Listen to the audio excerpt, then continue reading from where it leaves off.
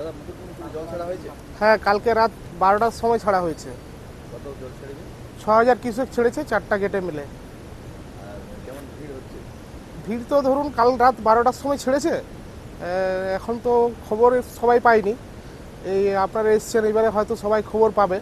খবর পেলে বিকেল দিকে আশা করছি আমরা ভিড় ভালো হবে। পর্যটকদের কি বাড়তি পাওনা হবে? হ্যাঁ অবশ্যই, এটা এটা পর্যটকদের খুবই বাড়তি পাওনা।